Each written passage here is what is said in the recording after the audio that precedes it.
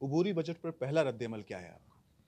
देखिए, ये अबूरी बजट है या फुल फ्लेज बजट है, अब तक की ये कन्फ्यूजन मौजूद है। मीडिया में भी कुछ लोग कह रहे हैं कि भाई नहीं, फुल फ्लेज बजट आ रहा है, फिर कोई कहता है कि इंटरिम बजट है।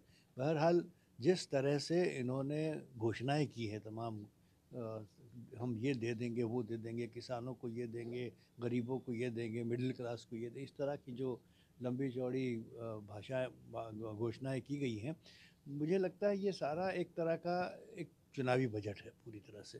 इन्हें पता है कि इनका जनादेश का काल जो है वो ख़त्म हो रहा है, और अब महीना भी नहीं रहा, आचार संहिता लग जाएगी, घोषणा हो जाएगी इलेक्शन की, इसकी, और वो उसको इम्प्लीमेंट करने के लिए उनके पास समय कहाँ है। और एक बड़ा कॉन्ट्रडिक्शन इस बजट में हम जो देख रहे हैं वो ये कि ख़ास तौर पर गरीबों के संदर्भ में इन्होंने कुछ दिन पहले पिछले सत्र में 10% reservation on the ground of economically backward class कहा है, और इकोनॉमी बैकवर्ड क्लास को उन्होंने डिफ़ाइन किया है कि वो व्यक्ति जिसकी आयु महीने की 8 लाख, साल की 8 लाख रुपए से कम हो, वो इकोनॉमिकली बैकवर्ड क्लास में आ जाता है। लेकिन जो टैक्स का इनका स्ट्रक्चर है, उसमें अब हालांकि उन्होंने 2.5 लाख से उसको 5 लाख अप कर दिया पर्सनल टैक्स को, मगर उसके बाद भी 5 लाख से 8 लाख तक के कमाने वाले लोग इकोनॉमिकली बैकवर्ड क्लास में भी आते हैं और टैक्स भी भरवाता है।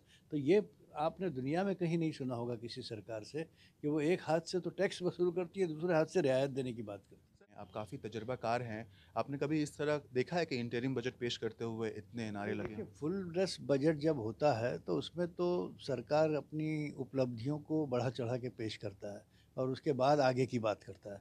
अब यहाँ भी यही था। अब असल में हमने जब कल राष्ट्रपति जी का अभिभाषण भी देखा, वो भी चुनावी घोषणा पत्र की तरह था कि उसमें भी तमाम चीज़ें कि भाई हम ये दे रहे हैं, वो दे रहे हैं वगैरह, मेरी सरकार ने ये किया, मेरी सरकार ने वो किया। उसमें कई चीज़ें ऐसी भी हैं जिन पर हम टिप्पणी कर सकते हैं कि ये सही नहीं है, और उसी तरह के उसी स्वरूप का ये बजट पेश किया गया है, जो रिझाने का एक बजट है, लोगों को लुभाने का एक बजट है, और लोगों को गुमराह करने का बजट है। लेकिन पिछले कुछ सालों से ये ट्रेंड देखने को मिल रहा है कि जो वज़ीर ख़ज़ाना होते हैं, जो बजट पेश करते हैं, वो अक़लियतों की बहबूद के स्कीमों के लिए जो भी बजट एलोकेट हो रहा है, उसका ज़िक्र तक नहीं करते पार्लियामेंट में। देखिए, एनडीए सरकार के लिए अक़लियत का इस मुल्क में कोई वजूद नहीं है। वो उनकी तरफ आँख खोल के देखते भी नहीं, हालाँकि वो बार-बार ये नारे शुरू से लगाते आए हैं, सबका साथ, सबका विकास। जब वज़ीर आज़म ने पहली बार अपनी तकरीर में हलफ़ लेते वक़्त कहा था सबका साथ, सबका विकास, तभी हमने ये बात कही थी, मैंने खुद ये बात कही थी कि साहब, ये सबका साथ से क्या मतलब है और सबका विकास से क्या, सब यानी कौन? सबका डेफ़िनेशन क्या है? सबका डेफ़िनेशन पूरे 130 करोड़ लोग। अब 130